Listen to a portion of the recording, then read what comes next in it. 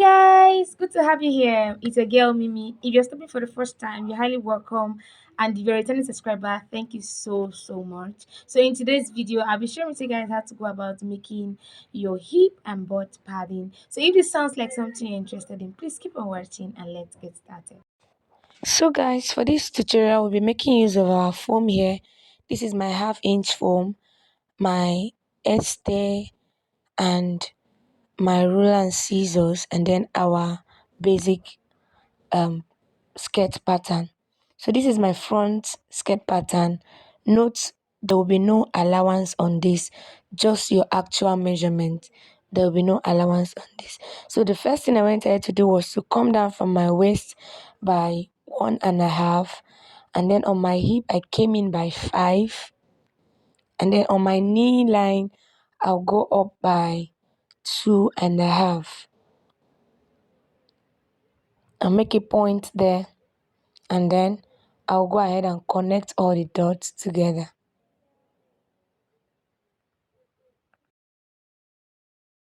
So this is me connecting from my waist to my hip and from my hip to my knee. Remember, I came down from my waist, came down by 1.5, and then on my hip I came in by 5, and then on my knee I went up by 2. So I'll just go ahead and connect it. So after I was done connecting, this is what I have. I'll go ahead and blend this part. Then the next thing I'll go ahead to do is to label my up and then and my down, so that we will not misplace it when we are trying to um cut on our actual foam. So the next thing I'll go ahead to do now is to cut out this. Just watch closely to see the areas I am cutting out. And so after I was done cutting, this is what I have. So the next thing I went ahead to do was to bring my back pattern. Remember, there's no allowance. The only allowance we'll be needing here is our zipper allowance. So go again here, come down by 1.5 from your waist, and then this time around we'll be coming in from the zipper area 1 inch after the zip allowance, and then from the knee line go up by 2.5, just like we did for our front pattern. So the next thing is to place your tape like this and measure your underbutt measurement. For me, my underbutt is 13. So from this underbutt, you're going to come in by 4 inch, make a point there, and then you go ahead and connect from your waist to your hip, and from your hip to the line on your underbutt, and then to your knee.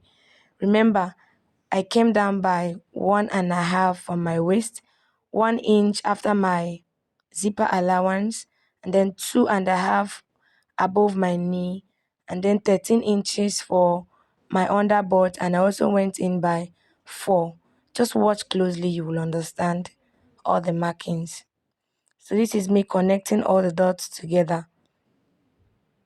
And so after I was done connecting it like this, I will just go ahead and blend this part, and I'll also go ahead and label my up and my down.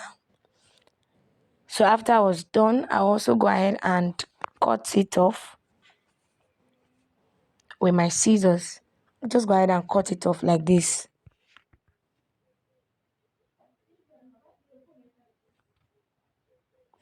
And so after I was done cutting, here is what I have. So the next thing I will go ahead to do right now is to use this pattern to cut on my foam, 2 pieces for each of them, and then remember to also label your up and your down.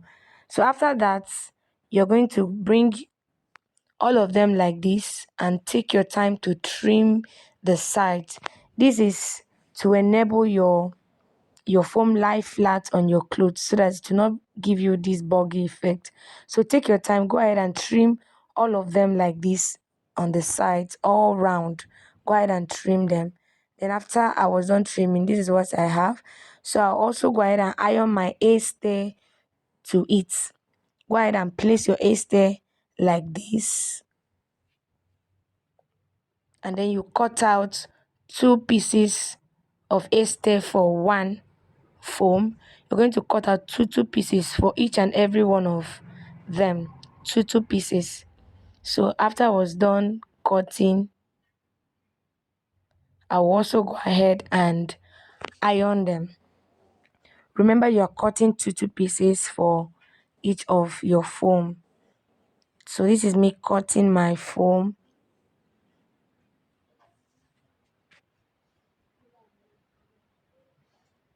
So after I was done cutting, I'll also go ahead and repeat the same thing for all of them.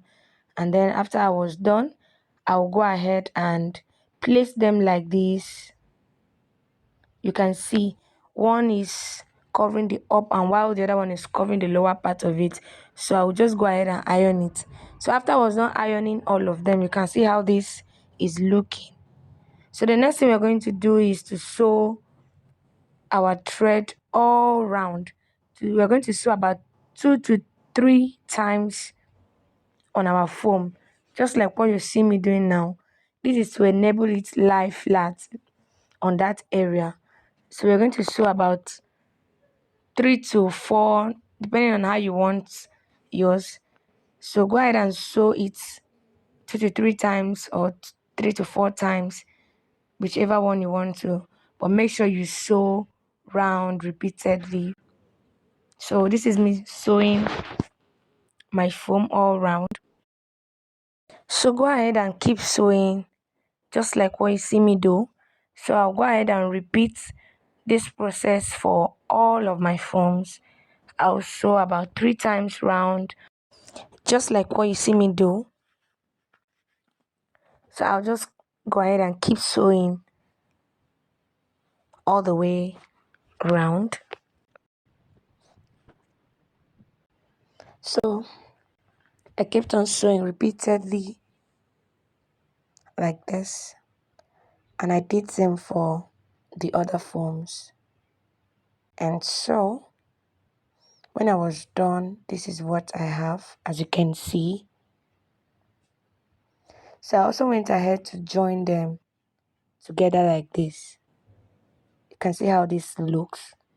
Go ahead and join yours like this. And then after that, the next thing I went ahead to do was to bring my actual fabric. Now the measurement on my lining will be my normal measurement plus my 2 inches allowance. But the one on my actual fabric, I'm going to increase the hip measurement by another 2 inches. After the normal 2 inches I've added, I will increase it again by 2, and every other measurement will be the same. So this is what I went ahead to do to join my lining together like this separately, and I also went ahead to join my actual fabric separately like this.